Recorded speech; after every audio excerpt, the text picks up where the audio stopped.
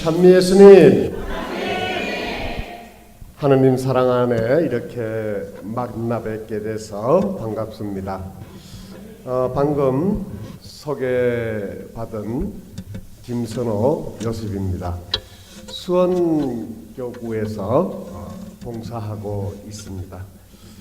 오늘 이렇게 찬양하시고 기도하셨는데요. 찬양 한 곡 드리고 시작할까 합니다. 683장 천국의 구원, 제가 좋아하는 찬양인데요. 찬양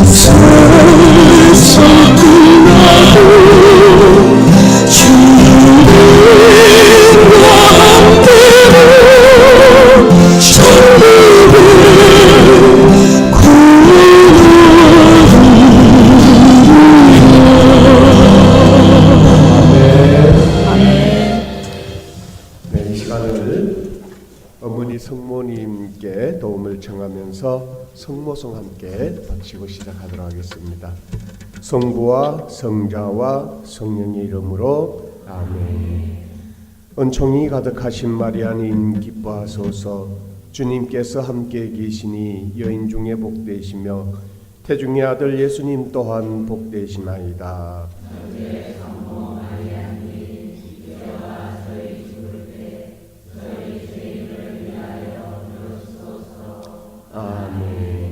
성부와 성자와 성령의 이름으로 아멘. 참 예수님, 참 예수님.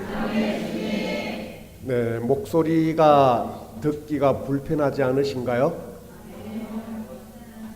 감기가 걸려서 목소리가 좀 변했습니다. 원래는 멋있는 목소리인데 그런데 전화를 받으시는 분이 그래도 목소리가 원 목소리보다는 좀 더 매력적이다 그러시더라고요. 그래서 좀 위안을 받았는데 요즘 조석으로 쌀쌀한 날씨가 계속되는데요. 환절기에 건강 조심하시기 바랍니다.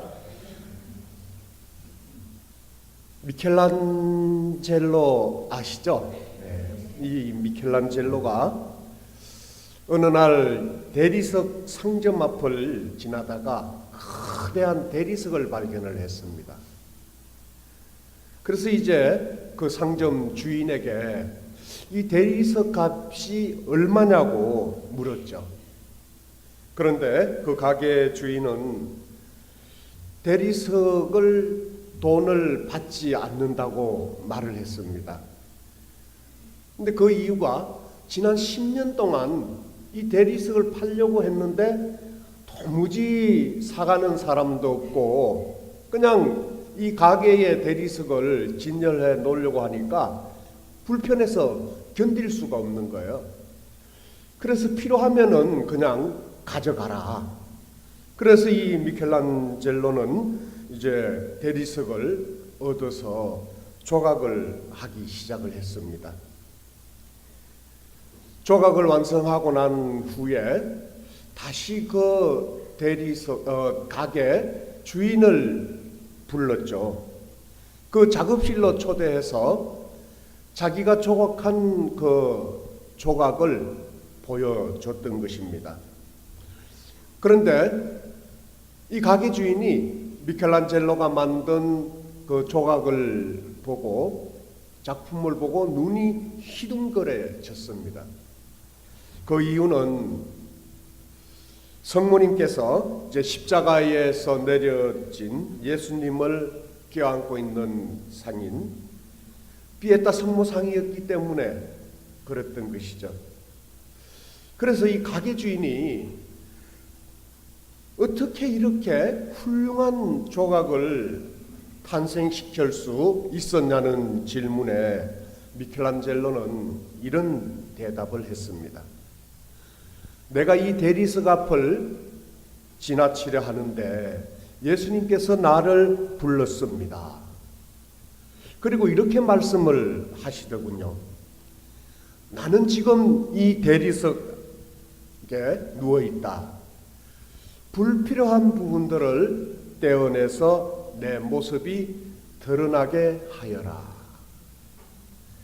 그래서 이 미켈란젤로가 그 대리석 앞을 가만히 들여다보니까 어머니이신 성모님 무릎 위에 누워 계신 예수님의 모습을 볼 수가 있었고, 나는 단지 예수님께서 시키는 대로 필요 없는 부분만을 떼어냈을 뿐이라고 말을 했습니다. 서두에 이 얘기를 전해드리는 것은 하느님께서는 우주 만물을 창조하셨죠? 그리고 이제 우리 사람을 만드실 때 누구의 모상대로 창조하셨다 하셨죠? 하느님의 모상대로 창조하셨다고 하셨습니다. 그래서 우리가 하느님의 모상대로 창조되어진 것은 하느님의 그 사랑을 닮은 그 모습으로 창조되어졌다는 것이죠. 그래서 사랑 자체이신 하느님의 그 모상을 닮은 성령의 9가지 열매로 가득한 그러한 모습으로 창조되었던 것입니다. 하지만 로마서 3장 23절에서 모든 사람이 죄를 지어 하느님의 영광을 잃어버렸다고 들려주시고 계시듯이 이제 사람은 욕심과 죄악으로 인해서 하느님께서 풍성하게 내려주신 은총의 열매를 잃어버리게 되었던 것입니다. 그래서 우리 마음 안에는 욕심과 이기심, 시기, 질투, 미움, 교만, 온갖 이러한 욕정들이, 육정의 열매들이 우리의 아름다운 모습을 감싸고 있는 것이죠.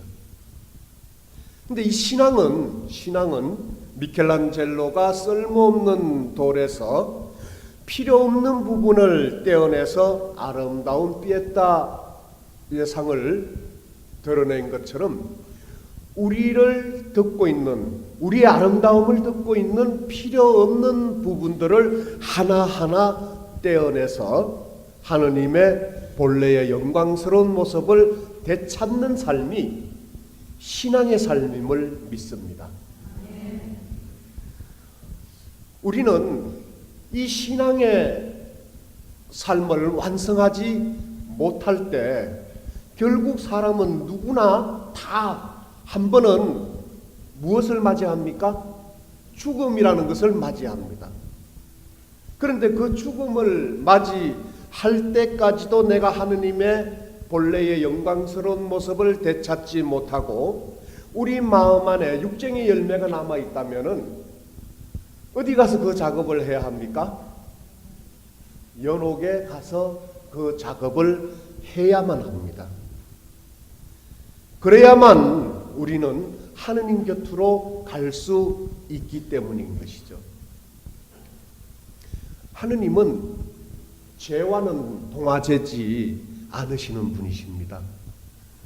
그렇기 때문에 우리의 육정의 모습이 있다면은 우리는 결코 하느님께서 우리에게 사랑을 베풀어 주시고 우리에게 당신의 자비를 베풀어 주시고 계시지만은 우리 스스로가 그 하느님 사랑에 가까이 나아갈 수 없는 그러한 모습이 될 것입니다.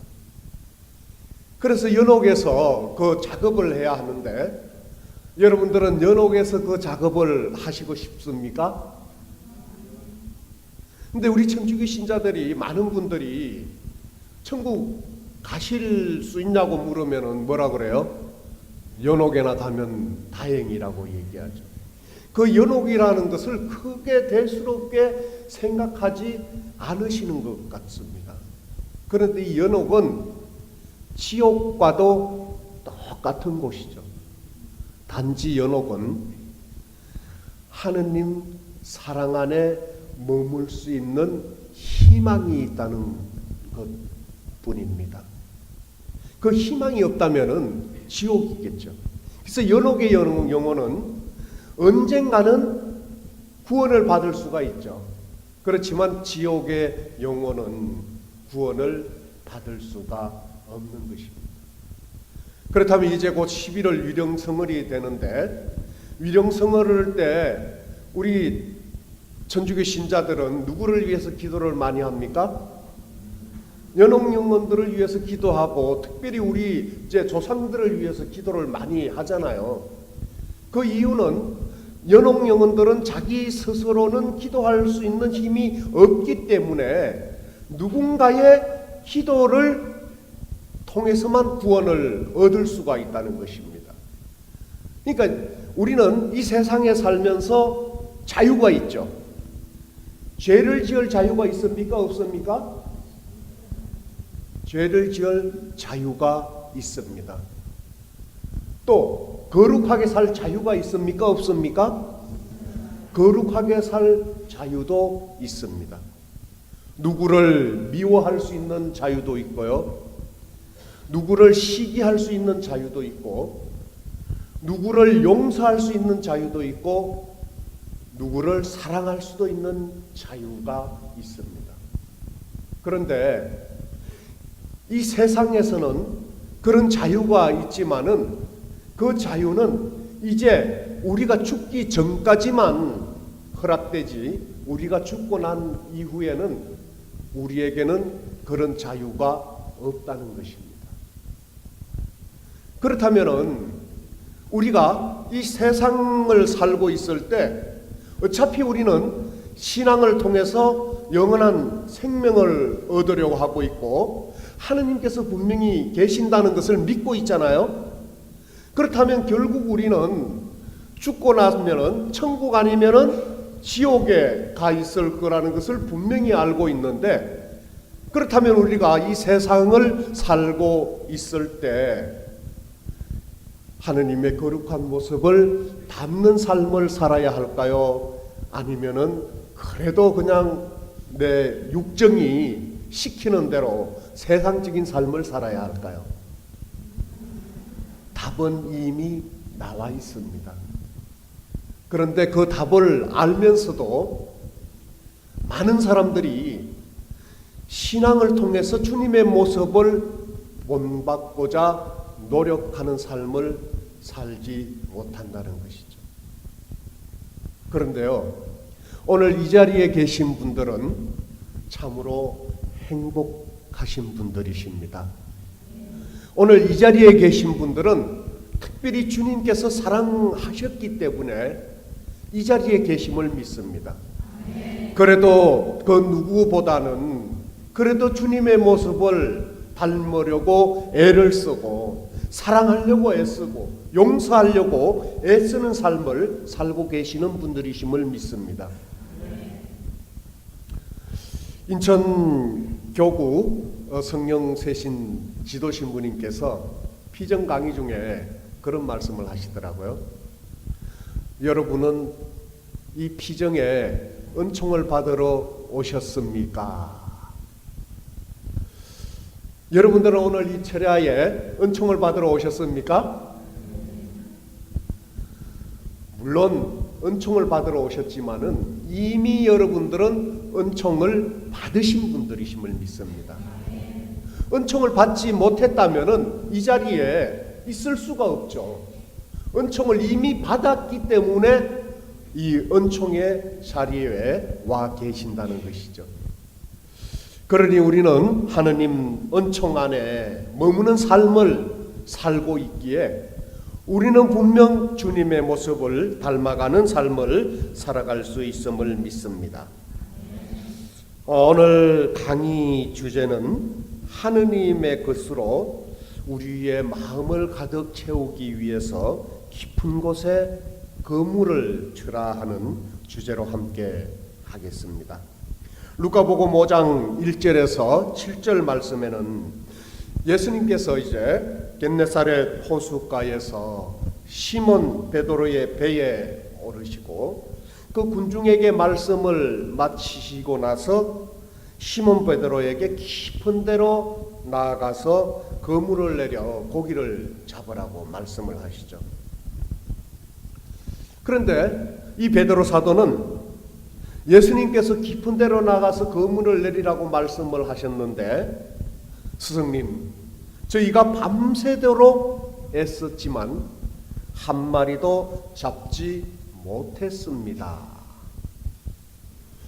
그러나 스승님 말씀대로 제가 그물을 내리겠습니다 하고 대답을 했습니다.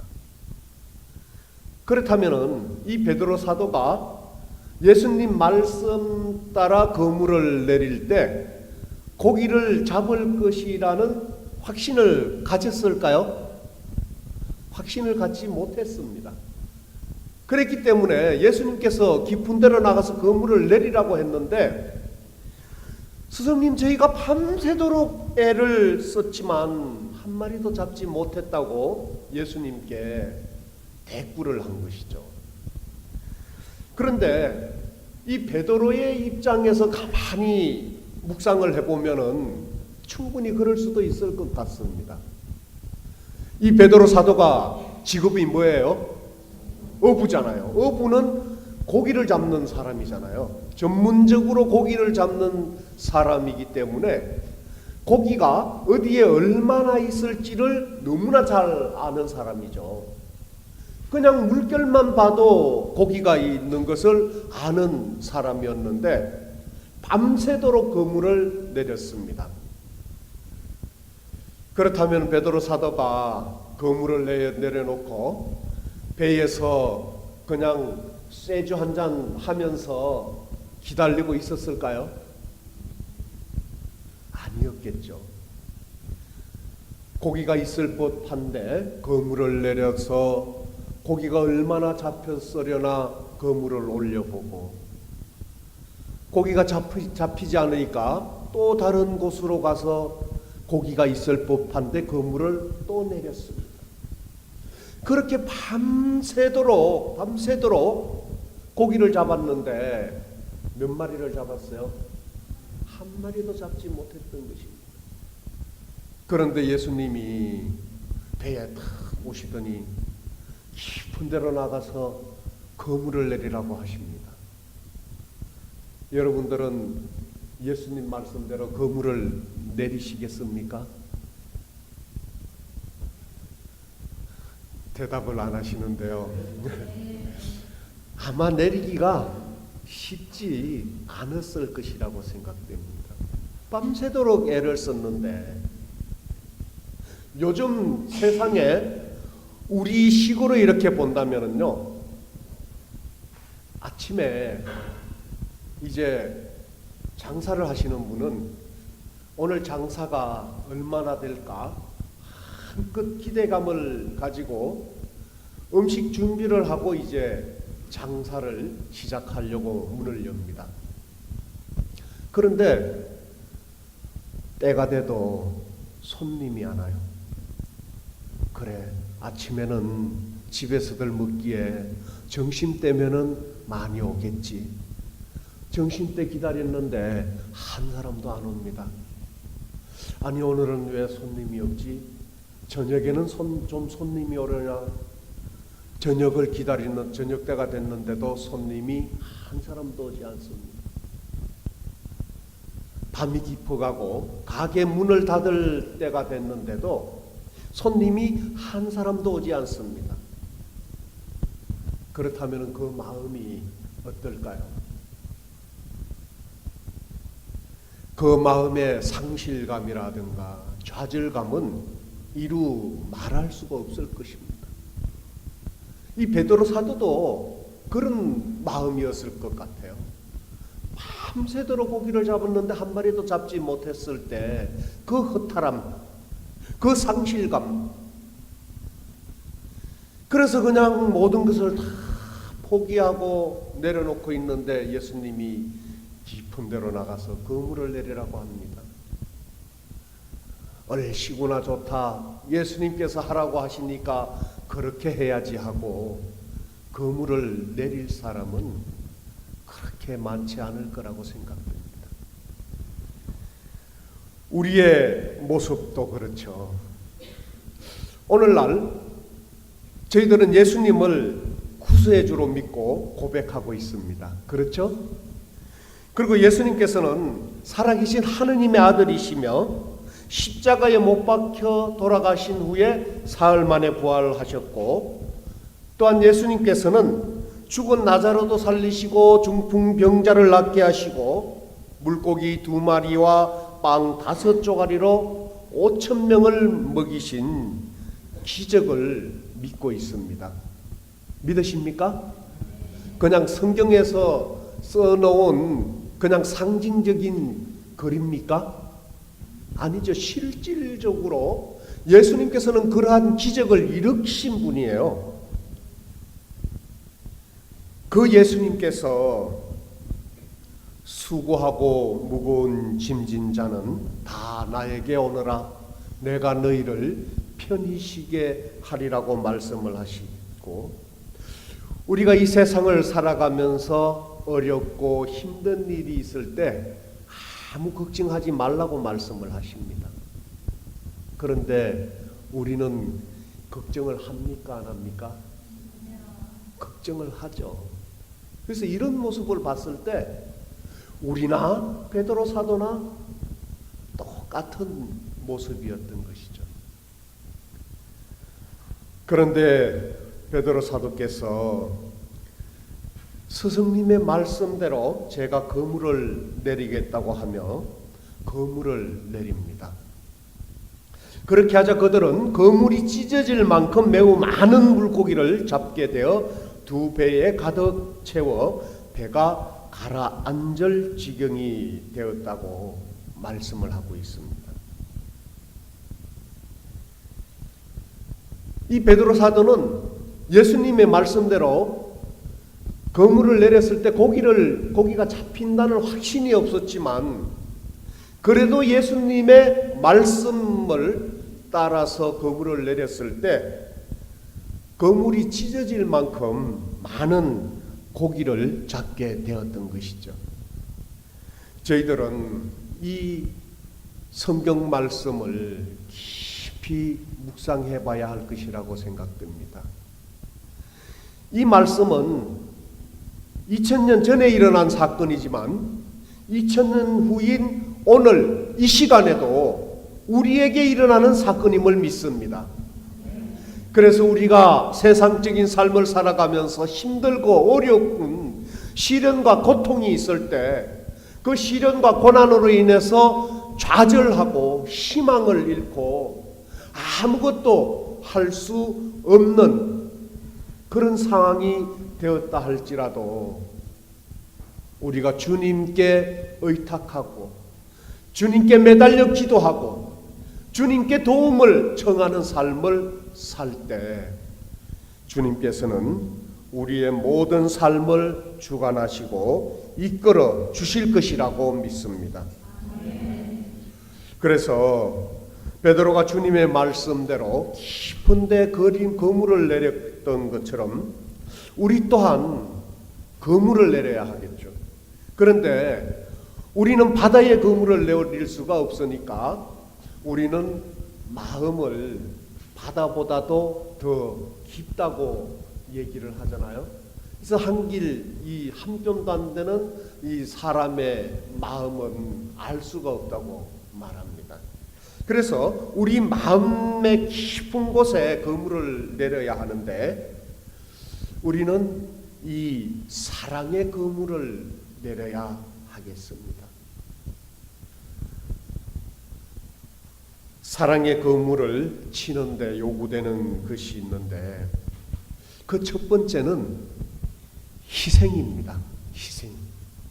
그래서 사랑의 결정체는 희생이라고 말하고 희생 없이 완성되는 사랑은 없다고 했습니다. 희생은 자신이 원하지 않는 것을 위해서 자신이 원하는 것을 포기하는 것을 의미하는 것이라고 말하고 있죠. 그래서 이 사랑을 이루기 위해서는 우리는 희생의 삶이 되어져야 한다는 것입니다. 사랑은 흔히 내리사랑이라고 말하잖아요. 그리고 또 사랑은 받는 것이 아니라 주는 것이라고 말합니다. 그런데 사람들은 사랑은 받는 것이 아니라 주는 것이라고 하는데 사랑을 어떻게 하려고 그래요? 받으려만 하죠. 주는 것에는 인색한 삶을 삽니다. 그래서 이 사랑은 자신을 포기하고 자신의 이익을 생각하지 않습니다. 사랑은 상대방을 위해서 모든 것을 내놓는 것을 선택하는 삶을 살죠. 그래서 하느님의 사랑이 바로 이런 사랑이셨습니다. 하느님의 사랑은 인간을 향한 그 사랑으로 당신의 말씀을 거역한 인간을 아무런 조건 없는 사랑으로 죄의 사슬에서 구원해 주시기 위해서 하느님께서는 당신의 외아들을 이 땅에 보내주셨습니다.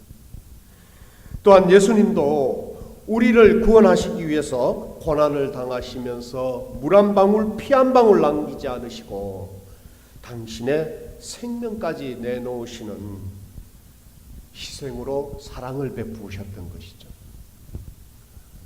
지난 9월달 순교 성월 때 많은 분들이 성지를 또 순례하시면서 십자가의 길을 많이 묵상들을 하셨죠. 저희도 이제 안양에 수리산 성지가 있는데 거기는 최경환 프란치스코 성인께서 모셔져 계십니다. 그래서 이제 성인 묘소로 가기 전에 십자가의 길을 이렇게 하는데, 이번에 이제 저희 안양대리구 1일 대피정을 준비하면서 십자가의 길을 묵상을 하는데, 그 십자가의 길을 묵상을 하면서 정말 주님의 사랑이 얼마나 크신가를 느낄 수가 있었습니다. 많은 사람들이 십자가의 길을 묵상하면서 무엇을 묵상합니까? 예수님의 고통을, 고난을 묵상을 하잖아요. 그 십자가의 길이 예수님의 고난의 연속이잖아요. 고난의 연속인데 결국 십자가에 못 박혀 돌아가실 때까지 예수님께서는 그 십자가의 길을 통해서 고난을 당하십니다. 그런데 그 고난의 길을 안에서 예수님의 크신 사랑이 드러나고 있다는 것이죠. 그것은 인간을 향한 무한한 사랑이었습니다. 예수님께서는 일체에서 이제 사형 선고를 받으십니다. 그런데 예수님께서 사형 선고를 받으시는데 죄인으로서 사형 선고를 받으시죠. 그런데 예수님께서 죄를 지으신 분이십니까? 예수님은 죄를 모르시는 분이에요. 그런데 인간이 하느님이신 그분을 죄인으로 사형 선고를 내립니다. 그런데 예수님께서는 우리를 너무나 사랑하시기에 그 사형 선고를 아무런 말씀 한마디 항변하지 않으시고 받아들이십니다. 그러면서 십자가를 지고 가시면서 넘어지시고 결국에는 시처에서 예수님께서 옷벗김을 당하시는데, 그 옷벗김을 당하실 때 어떻게 당하십니까? 실로라기 하나 걸치지 않는 알몸으로 벌거벗겨지게 됩니다. 만약에 여러분들을 죄인이라고 얘기하면서 수많은 사람들 앞에서 실오라기 하나 걸치지 않는 그 모습으로 옷벗김을 당할 때 여러분의 마음은 어땠을까요? 예수님께서는 수치심을 느끼셨을까요? 느끼시지 않으셨을까요? 느끼셨을 것입니다. 거기에는 예수님의 어머니이신 성모님도 계셨고, 또 당신을 따르던 제자들도, 여인들도 있었고, 남녀노소 수많은 사람들이 그 자리에서 예수님의 옷을 벗기면서 조롱을 하였죠. 그런데 하느님이신 그분께서 그 멸시와 천대와 수치를 당하시면서도 한마디 말씀하시지 않았다는 것입니다. 당신 말씀 한마디면은 돌들로 사람이 되게 하실 수 있는 분이신데, 당신 말씀 한마디로 죽은 사람을 살릴 수 있는 그런 능력이 있으신 분이신데, 당신 말씀 한마디면은 수많은 천사들을 내려오게 해서 거기에 있는 사람들을 모조리 다 쓸어버릴 수도 있으셨을 텐데 그렇게 하시지 않으셨다는 것이죠. 그것은 무엇 때문이었습니까? 예수님은 사랑 자체이셨기 때문에 그 사랑으로 우리를 너무나 사랑하시기에 모든 것을 희생으로 감내하셨던 것입니다. 그렇기 때문에 이 받으려고만 하는 사랑은 행복을 누릴 수가 없습니다. 요즘 수많은 가정들이 행복한 삶을 살지 못하고 있는 그런 가정들이 있는데요. 그 가정들은 보면은 자기 자신이 희생하지 못하고 오직 자기 자신만을 위하고 자기 자신만을 인정해주고 자기 자신만의 이익만을 생각하는 그런 가정들이었기 때문에 행복한 삶을 살지 못합니다. 하나님께서는 우리가 행복한 삶을 살아갈 수 있는 은총을 주시기 위해서 가정이란 공동체를 허락해 주셨잖아요. 그래서 예수님께서도 구원을 하시기 전에 그 3년의 공생활을 빼고는 30년을 어디에 계셨습니까? 가정 안에 머무셨던 것이에요. 그 가정 안에 머무시면서 하느님이신 그분께서도 가정 안에서 희생하시는 삶을 사셨다는 것이죠. 그래서 우리는 가정이 행복되기 위해서는 먼저 나 자신이 희생하는 삶이 되어져야 할 것이라고 믿습니다. 아주 작은 것 하나부터 남에게 바라지 않고 내가 원하는 것만큼 오히려 내가 그것을 행하고 희생하는 삶이 되어질 때 가정은 행복한 가정으로 변화되어질 것이라고 믿습니다. 두 번째로 사랑의 거물을 치는데 요구되는 것은 고통입니다. 사랑의 결정체는 고통을 통하여 이루어집니다.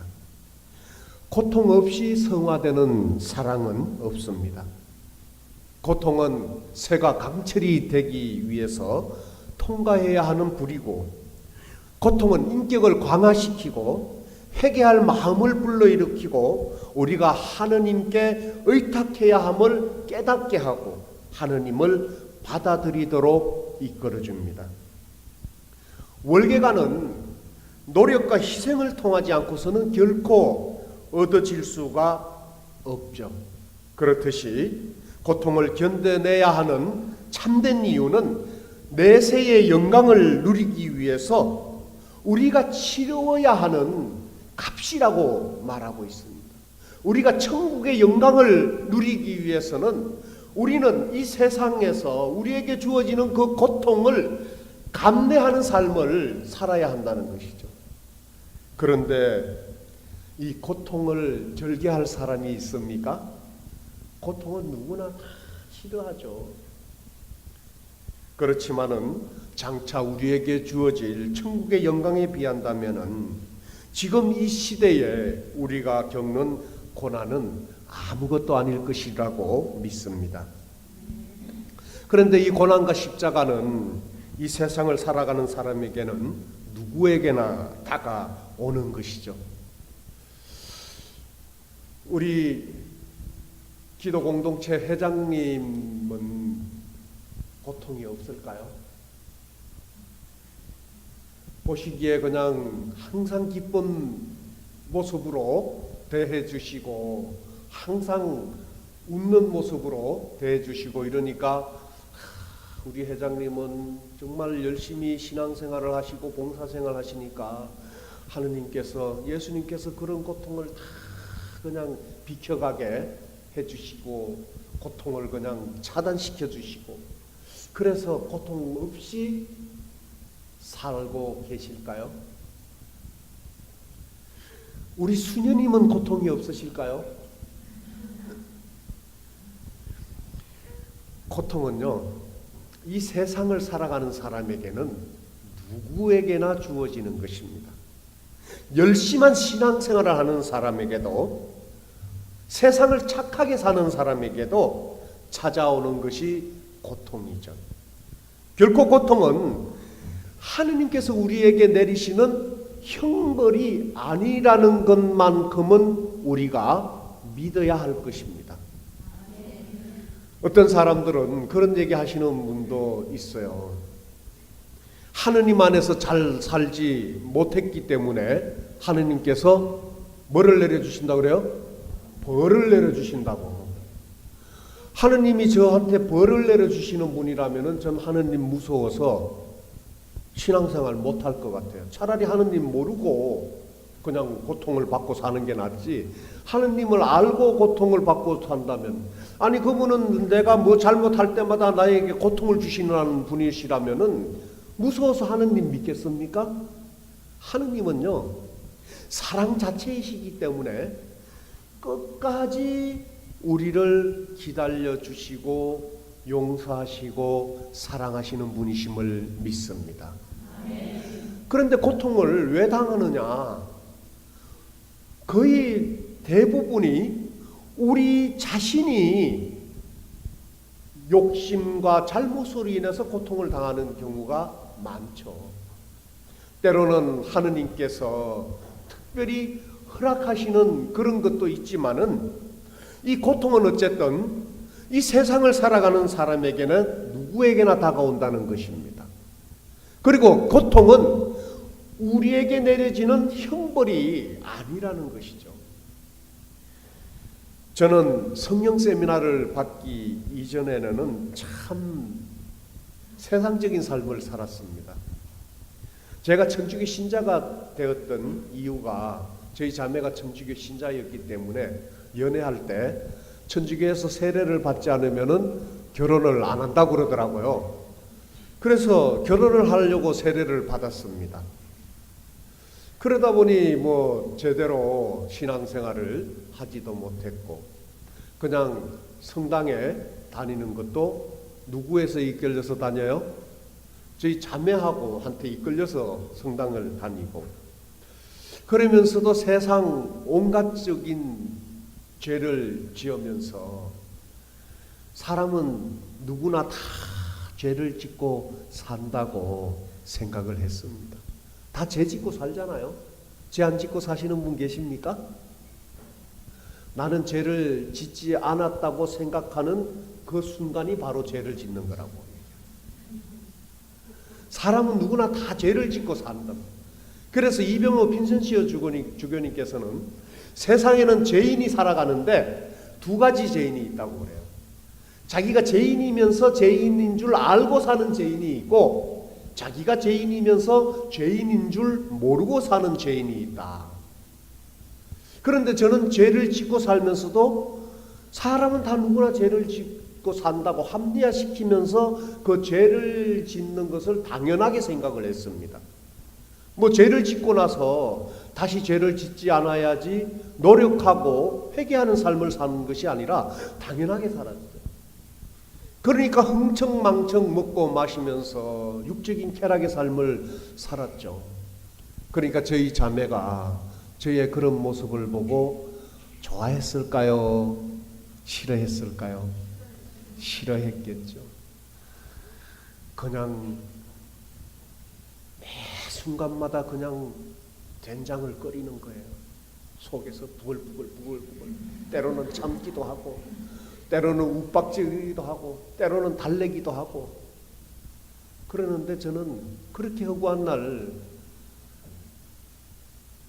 저희 자매 속을 썩이고 살다 보니까 이제 희망이 없으니까 헤어집시다 그러더라고요. 그때 제가 이제 20대 후반이었어요. 근데 20대 후반에 남자가 이혼당해가지고 살면은 그 어떻게 삽니까? 그래서 큰일 났다. 근데 그때 천주교 신자들은 이혼을 안 한다는 것을 알았으면은 큰 소리를 좀 쳤을 텐데 그때 몰라가지고 이혼을 하면은 당하면은 큰일 났는데 그러면서 있는데 이제 좀 자중을 좀 하려고 그러는데 그래도 주님께서는요 정말 못난 그 죄인을 사랑하시더라고요. 저 같은 죄인을 사랑하셔서 어쨌든 성령 세미나를 받을 수 있도록 이끌어 주셨어요. 저희 안양대리부도 요즘 성령 세미나를 하고 또 제가 이제 또 전체 팀장으로 나가면서 봉사도 하려고 하는데요.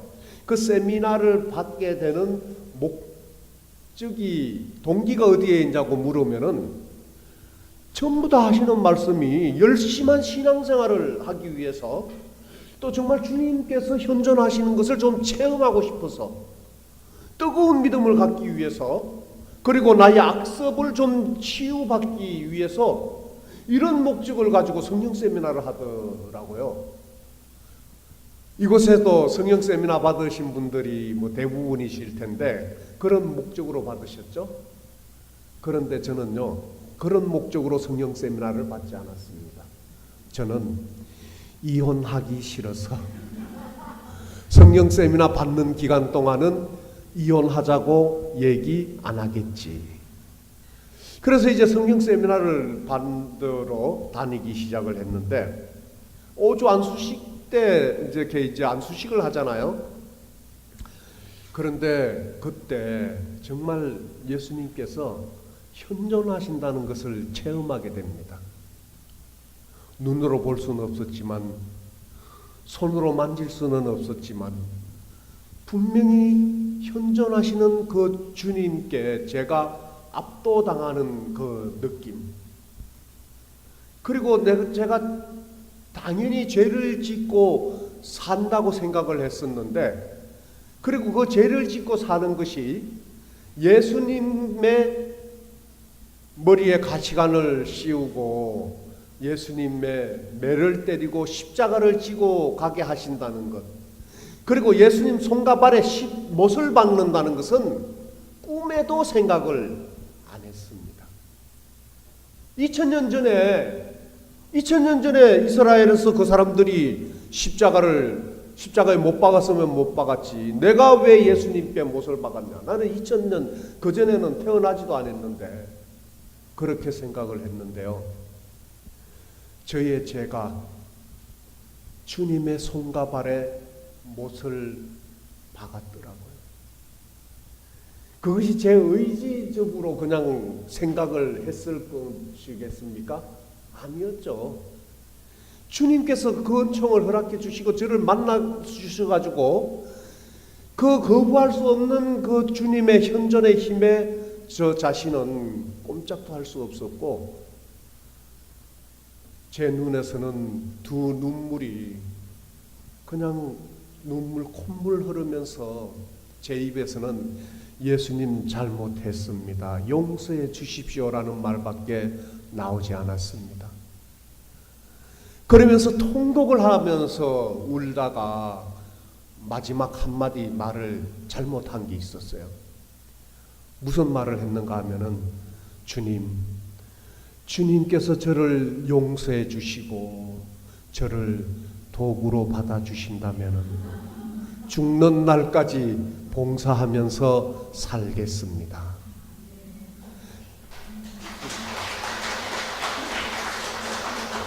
근데 예수님께서는 그런 말은 어떻게 잘 기억을 하시는지 저를 봉사의 삶으로 이끌어 주셨는데 20대 후반부터 이제 봉사를 하기 시작을 했습니다. 정말 예수님이 너무 좋았거든요. 그래서 주님만 생각하면 기분이 좋아지고 주님의 일만 하면은 그냥 신바람이 나는 거예요. 그런데 이제 직장을 다니다가 직장을 그만뒀죠. 그때는 월급도 많이 받았고 별도로 판공기도 많이 생겼고 뭐 죄를 많이 졌다 그랬잖아요. 그래서 돈 만드는 거는 선수였어요. 정당한 방법이 아니었지만은 돈은 뭐 그냥 만들만 돈이었어요. 그냥 내가 쓰고 싶은 대로 생기면 얘기하면 돈이고, 거래처 사장들 협박하면은 돈 줘요. 어떤 협박을 하는가 하면은 술 사주고 용돈 안 주면은 거래처 바꿔버린다. 딱 이 한마디만 하면은 그냥 그날 술 사주고 돈 주고 용돈 주고 그러죠. 그러니까 돈에 대한 구애를 받지 않고 살았는데, 그렇게 사는 것이 또 회사가 이제 일을 하는 것이 주님께서 그렇게 보시기에 좋은 그런 직장은 아니었어요. 적당히 남을 사기도 쳐야 됐고 거짓말도 많이 해야 되는 그런 것이었습니다. 그러다 보니 이제 막 갈등을 하게 되고 직장을 그만두면서 제가 이제 자유적으로 일할 수 있는 것을 택해서 일을 하면서 주님 봉사만 열심히 했죠. 그러다 보니까 뭐 콩 심은 데는 뭐가 납니까? 콩이 나고 팥 심은 데는 팥 난다고. 일을 열심히 해야지 돈을 벌어서 그걸 가지고 먹고 살 건데 뭐 열심히 일은 안 하고 그렇다고 제가 뭐 수녀님, 신부님도 아니고 교회에서 저를 먹여 살려주는 것도 아닌데 벌어야 되는데 벌진 안 하고 그냥 봉사를 하는데 이 봉사도 뭐 그냥 뭐 돈 생기는 봉사인가요? 돈도 안 생기는 그냥 뭐 그런 이렇게 봉사만 이렇게 하고 다니다 보니까 물질적인 어려움이 저에게 고통으로 처음 다가왔습니다. 그 물질적인 고통이 제게 왔는데요. 정말 돈을 부족함 없이 쓰다가 주머니에 돈이 없으니까 정말 견디질 못하겠더라고요. 그러다 보니까 이제 뭐 카드, 현금 서비스 받아서 쓰고 카드 가지고 막 쓰다가 이제 그거를 이리 맞고 저리 맞고 돌려막기 하잖아요. 그러다 보니까 이제 돌려막기도 펑크가 나가지고 이제 그냥 뭐 앞이 캄캄한 그런 터널에 갇힌 듯한 그런 희망이 없는 그 주머니엔 1,000원짜리 한 장이 없고 애들은 커가는데 아무것도 해줄 수도 없고 가장으로서의 그 책임이라는 것이 또 말로는 표현할 수 없죠. 너무너무 힘들었습니다. 근데 그 과정을 처음부터 그렇게 예수님께서 저를 그렇게 하셨으면은 그냥 봉사 그만두고 다시 세상적으로 나가서 살았을 텐데 이미 어느 정도 그 다시는 돌아가지도 못할 그런 상황이 돼서 그런 이제 시련을 겪게 해 주셔가지고 막 주님을 원망을 했습니다. 예수님, 제가 잘 먹고 잘 살기를 원했습니까? 왜 이렇게 저를 힘들게 하시는데요? 먹고 사는 것 하나 해결해 주시지 못하고 제가 왜 이렇게 힘들게 이렇게 살아야 하는데요? 주님을 원망하면서 마치 이스라엘 민족들이 이제 이집트 땅에서 노예 생활을 할 때 그 노예 생활에서 제발 좀 해방을 되게 해달라고 하느님께 막 기도를 하잖아요. 그래서 모세를 통해서 이제 이집트 땅에서 출애굽을 딱 시켰는데 광야를 지나가는데 그 광야가 얼마나 힘들고 춥고 배고픈 데였습니까? 그러니까 이제 힘들으니까 뭐라 그래요? 그냥 하느님한테 막 원망을 하면서 이집트에서 살 때는 내가 이렇게 살진 않았는데 왜 이렇게 힘들게 하냐고 원망을 하는 그 모습하고 똑같더라고요. 그러면서 하는 얘기가 극단적인 것 생각까지가 이렇게 살 바에야 차라리 죽는 게 낫겠다. 그런데 그냥 죽으면은 좀 억울할 것 같아서 자동차를 이제 타고 가면서 높은 그 산으로 계곡 있는 산으로 올라가서 거기에서 계곡 쪽으로 핸들을 꺾어서 그냥 죽자고 결심을 했습니다. 그래서 보험금이라도 좀 타서 가족들은 좀 돈 걱정 안 하고 살게 해주고 싶어서 그래서 이제 그 안양에 하우연 성당이 있는데 청계산이 있어요. 지금은 길이 아주 잘났는데 예전에는 그 길이 굉장히 험했습니다. 그 공동묘지가 있어가지고 또 올라가면은 거기 막 그 기분도 이상하고 막 그랬는데 꼭대기 올라가서 이제 죽으려고 탁 하는데 이 죽는 것도 마음대로 안 되는 것 같아요. 용기가 안 나더라고요. 그래가지고 죽으러 갔다고 죽지도 못하고 내려왔는데 그때부터 주님께서 그냥 놔둬서는 안 되겠구나. 그러면서 저를 데려다가 성체조배를 하게 하시고 아까 말씀드렸지만 안양 수리산 성지를 데려다가 거기에서 이제 또 기도를 하게 하시는 거예요.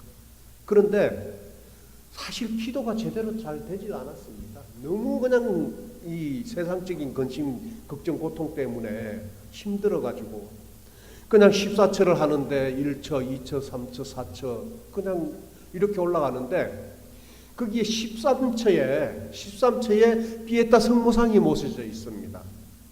그런데 그 비에타 성모상을 모셔놓은 곳에서 서 있는데 성모님께서 내면적으로 저를 만나주시더라고요. 내면적으로 마음의 음성으로 들려주시는 말씀이 네가 겪는 고통이 그렇게 그렇게 힘드니 그러시더라고요. 깜짝 놀랐어요. 왜 갑자기 내 내면에 이런 마음의 음성이 들리는 걸까? 그래서 가만히 거기서 또 귀를 기울이고 있었는데 성모님께서 예수님께서 십자가의 길을 통해서 고난을 받으시는 그 과정들을 그냥 필름 스쳐 지나갔듯이 쫙 보여주시면서, 그래서 저는 예수님이 우리를 위해서 고난을 받으신 그 고통을 묵상하라고 그러셨는 줄 알았는데 성모님은 뜻밖에도 당신의 고통을 얘기하시더라고요. 성모님의 고통을. 근데 저는 성모님은 고통이 전혀 없는 분인 줄 알았거든요. 누구의 성모님이? 예수님이 어머니셨잖아요. 그리고 천상에 모으고, 그리고 보면은 뭐 내지와 할 때 보면은 성모님이 이름이 몇 가지예요? 이루 셀 수도 없는 그런 그 이름을 통해 가지고 성모님을 공경하고 또 성모님을 또 찬양하고, 그리고 이제 결국엔 성모님은 하늘로 불림을 받으시면서 천상모우의 여왕의 관을 쓰셨잖아요. 그래서 성모님은 고통을 하나도 받지 않으신 복된 분으로만 생각을 했는데 성모님은 당신의 고통을 얘기를 하시는 거예요. 그러시면서 하시는 말씀이 예수님을 하느님이 아닌 당신의 아들 예수를 얘기하시더라고요. 성모님께서는 예수님을 태중에 10달 동안 키우시고 이제 이 세상에 예수님이 태어나셨을 때 진자리 마른 자리 다 가르니시면서 눈에 넣어도 아프지 않을 그런 자녀로 키우셨습니다. 이곳에 자매님들 많으신데 자녀분들 다 그렇게 키우셨잖아요. 이 아버지의 사랑하고 엄마의 사랑하고 차이가 있을까요? 없을까요? 차이가 분명히 있죠. 물론 부성이 뭐 강한 그런 분들도 계시는데 대부분이 부성보다는 모성이 강합니다. 그 증거가요. 아이들이 이제 어렸을 때 아파서 잠을 못 자면은 엄마들은 잠을 잡니까 못 잡니까? 밤을 새우죠. 그런데 아빠는 잡니까 못 잡니까? 잘 자잖아요. 그리고 아이들이 언제 아팠냐고 그래요. 그죠? 근데 똑같은 부모인데 왜 그럴까요? 그것은 엄마의 사랑이 더 크기 때문에 그런 것이죠. 그래서 뭐 우정의 무대에서도 처음에는 그 아버지를 만나는 그런 걸로 설정을 했답니다. 그런데 이 군인들이 아버지를 만나니까 아버지 오셨습니까? 이러고 나서 그냥 끝난대요. 아무 말도 없이. 그러니까 도저히 안 됐어서 가지고 이제 엄마를 했는데 그냥 엄마 얘기만 해도 애들이 눈물을 흘리면서 그냥 엄마 나오니까 그냥 엉엉 울면서 그 프로그램이 그렇게 인기가 많게 됐다는 것입니다. 그렇듯이 모성은 틀리잖아요. 근데 성모님도 예수님을 그렇게 사랑으로 키우셨는데 예수님이 이제 크시더니 인류를 구원하신다고 하면서 세상으로 나가시는 거예요.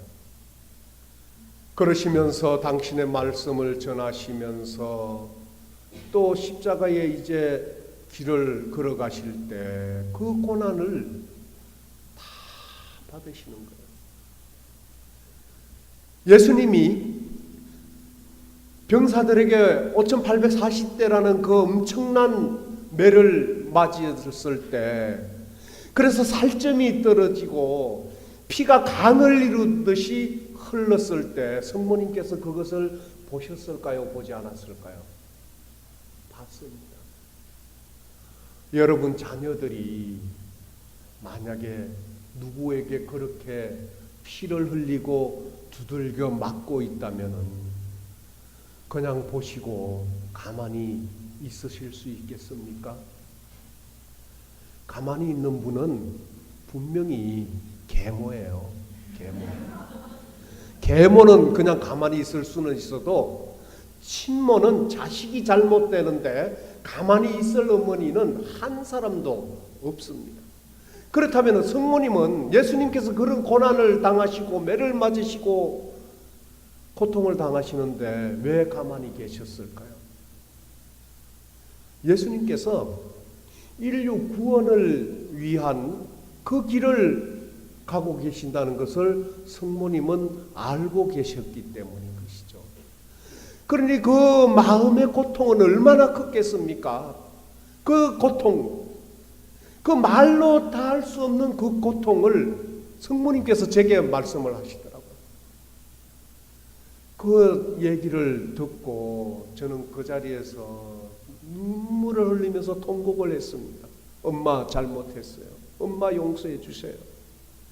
제가 세상적인 삶을 살면서 가정에 파탄이 날 정도로 그렇게 살아왔으면서 그래도 성령 세미나를 통해서 주님을 만나게 해주시고 정말 보잘것없는 인간을 당신의 도구로 삼아주셔서 봉사의 길을 걸어가고 있는데 이런 물질의 고통 때문에 제가 주님을 원망하고 죽으려고까지 생각을 했던 것을 용서해달라고 통곡을 하면서 울었습니다. 그 수련한 성지에서 통곡을 하면서 울었는데 제 마음에 기쁨과 평화의 은총이 찾아오기 시작을 하는데요. 이거는 말로 표현을 할 수 없는 그런 것이었습니다. 성경에 예수님께서 내가 주는 평화는 세상이 주는 평화와는 다르다고 말씀을 하셨잖아요. 그런데 저는 뭐 세상이 주는 거나 예수님이 주는 거나 똑같지 뭐 다를 거냐고 생각을 했었는데 분명히 다르더라고요. 말로 표현할 수 없어요. 그 기쁨이 제 마음을 감싸기 시작하는데 울다가 웃으면은 뭐 엉덩이에 뭐 난다고 그러는데 저는 이제 막 좋아서 덩실덩실 춤을 추면서 그 수리산 성지에서 주님을 찬양하면서 심령으로 노래를 하고 기도를 했습니다. 주위에 누가 있는지 없는지 아무 상관이 없었어요. 마치 다윗 왕이 계약궤를 찾았을 때 이 팬티가 내려가는 줄도 모르고 그냥 춤을 췄던 그 모습처럼 그렇게 기쁨이 제 마음을 감싸고 있었던 것이죠. 그리고 나서 집으로 왔는데요. 상황은 똑같더라고요. 아니 하느님께서 그렇게 다 은총도 주시고 이랬으면은 뭔가를 그래도 좀 하나 탁 이렇게 해주시면 좋을 건데 여전히 제 주머니 속에 1,000원짜리 한 장 없습니다. 그런데 놀라운 것은 그전에는 그 고통이 저를 힘들게 하고 좌절시키고 모든 희망을 잃게 하는 그런 고통이었었는데 주님을 만나고 난 후에 그 고통은요 좌절의 고통이 아니고 희망의 고통이었습니다. 그 고통을 통해서 희망을 바라보고 용기를 가질 수가 있었고 승리의 삶을 살 수 있었습니다. 그래서 그때 깨달은 것이 이 십자가는 분명히 고통의 상징입니다. 그래서 2000년 전에 예수님께서는 죄인으로 사형 판결을 받으시고 십자가에 못 박혀 돌아가셨잖아요. 이 십자가는 죄인을 판결하는 그런 사형틀이었던 것이죠. 그렇다면 고통의 상징이잖아요. 그런데 예수님께서 이 십자가에 못 박혀 돌아가시고 난 후에 부활하심으로 인해서 이 십자가는 더 이상 고통이 아니라 희망의 상징으로 변화됐다는 것입니다. 그래서 우리가 이 세상을 살아가면서 고통은 누구나 다 고통을 겪고 있어요. 그런데 그 고통 안에, 그 십자가 안에 예수님이 중심으로 계시는가 아니면 예수님이 계시지 않는가에 따라서 내가 느끼고 바라보는 것은 고통이고 희망이고 갈라진다는 것입니다. 내가 어려운 겪는 시련과 고난 속에서 아파하고 힘들어하고 좌절하고 주님께 의탁하지 않고 주님을 한쪽 구석으로 내몰아버리고 원망하는 삶을 산다면은 그 고통은 나를 힘들게 하는 고통일 것입니다. 그렇지만은 내가 겪는 고통 중에도 주님을 마음 가운데 모시고 주님께 의탁하고 주님께 도움을 청하는 삶이 되어질 때 그 고통은 나를 힘들게 하지 않고 승리의 삶으로 이끌어 줌을 믿습니다. 그래서 이제 그 다음부터는 정말 주님만 바라보며 열심히 신앙생활을 잘 했습니다. 그런데 두 번째로 찾아온 것이 육신의 고통이었어요. 육신의 고통. 물질의 고통을 겪고 난 후에 육신의 고통을 겪었는데 어떤 고통을 겪게 됐는가 하면은 암 선고를 받게 됩니다. 암 선고를 받고 나니까요, 세상이 캄캄해지더라고요.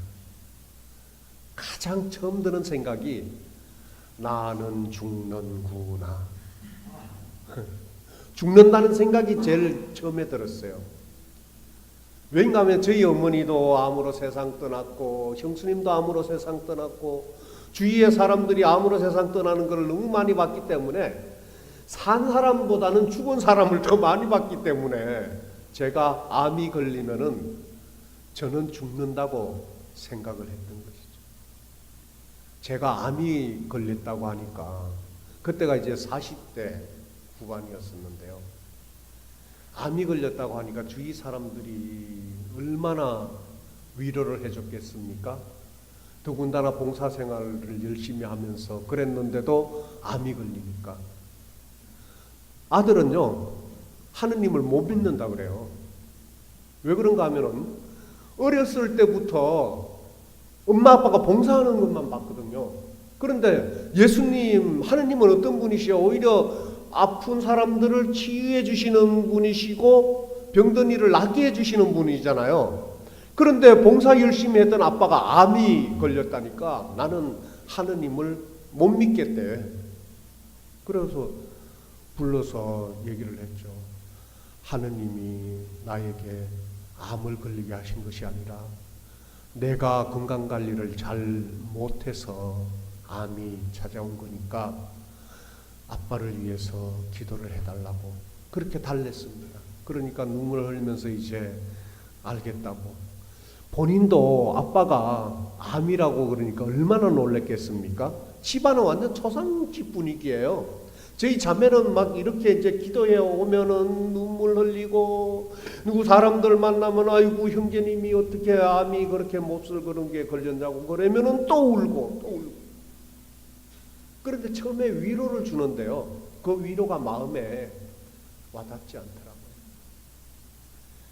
그때 이제 저는 죽는다는 생각을 하면서 이제 내가 죽고 나면은 어떻게 될까를 한번 정말 진심으로 생각을 해봤습니다. 내가 죽고 나면은 주님 곁에 갈 수 있을까? 그래도 지금까지 봉사를 쭉 해오면서 그 봉사를 한 또 목적이 우리가 열심한 신앙생활을 통해서 하느님 나라에 가기 위함이었잖아요. 근데 이제 제가 이 죽을 병인 암에 걸려가지고 죽고 나면은 주님 곁에 갈 수 있을까를 생각을 했는데 자신이 없더라고요. 그렇다면 뭐 제가 뭐 신앙생활을 잘 못한 것도 대충 한 것도 아니에요. 그래서 일주일에 그때 보통 3번 정도는 미사에 참여를 했고 3-4번은 아침, 점심, 저녁 기도 꼬박 바쳤습니다. 3종 기도 빠지지 않고 바쳤고요. 성월 기도 매월 성월 기도는 매일 바쳤습니다. 묵주 기도 하루에 뭐 15단, 20단씩 바쳤고요. 그리고 뭐 봉사를 이렇게 했고요. 그러다 보니까 그 정도면은 그래도 좀 열심하게 신앙생활 한 거잖아요. 그런데 주님 곁에 갈 자신이 없었던 것은 제 마음 안에 사랑이 없었던 것입니다. 사랑. 예수님께서 고린도 교회에 첫사랑을 회복하라고 말씀하셨는데 정말 제가 예수님의 그 사랑을 잃어버리고 살았었어요. 습관적인 신앙생활을 했습니다. 이 사랑이라는 속성은 그렇잖아요. 사랑이라는 것은 함께 머물고 싶습니다. 같이 있어도요, 채워지지 않는 것이 사랑이에요. 그래서 서로 사랑하는 사람은 함께 있고 싶고 헤어지기 싫고, 젊은 사람들 보면은 연애할 때 서로 만나서 놀다가 그냥 집을 서로 자기 집, 여자 집, 남자 집 바라주다가 결국은